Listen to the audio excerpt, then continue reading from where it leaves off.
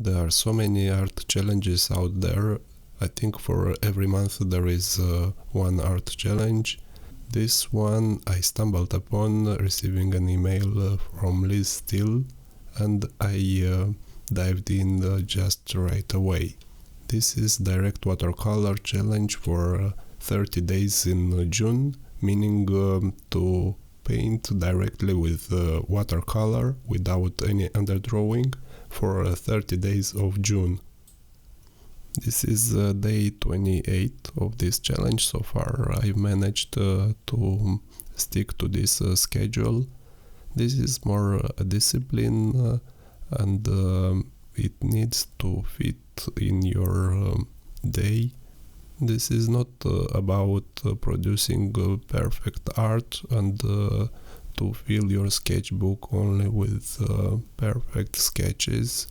This is just a matter of showing up and just sketching. Some days are good sketches, some days are not so good. There were days when I didn't feel like sketching, or I was tired, or I didn't had inspiration. But I needed only to open the paint box and the sketchbook, and the inspiration came along. The subject of today's sketch is a mundane and ordinary object.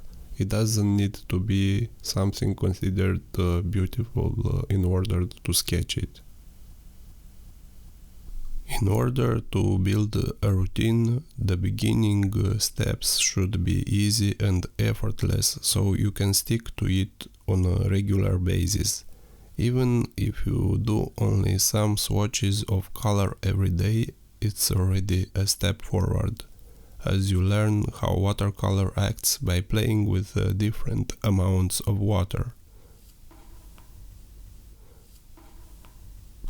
Sketching tools shouldn't be an obstacle in achieving a daily routine, so I try to keep it as minimalistic as possible. I'm using this portable watercolor palette that fits only 6 colors by Daniel Smith Essential Set. Hansa Yellow Light, New Gamboge, Pyrrol Scarlet, Quinacridone, French Ultramarine, and Phthalo Blue green shade.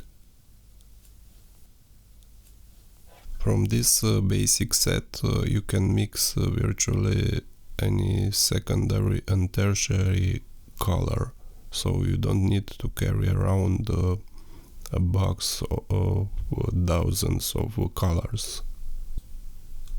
Also, I'm using only 2 brushes, one large round synthetic brush and one small, also synthetic brush for details. The A format sketchbook is also very convenient to carry around, and it's very portable. It's made by Hahnemuhle. The paper is 200 GSM, made from cellulose. It retains very well water, it doesn't buckle, it's perfect for any technique like wet on wet and scrapping. I approached this sketch by laying down the large shapes of the sandal, then I added the smaller ones. When approaching such a method of direct watercolor, I think it's important to visualize the sketch on paper, then applying confidently with brush strokes the shape that you see. Painting with watercolor involves instinctive choices, and this instinct of feeling watercolor develops only practicing, experimenting and playing with watercolor.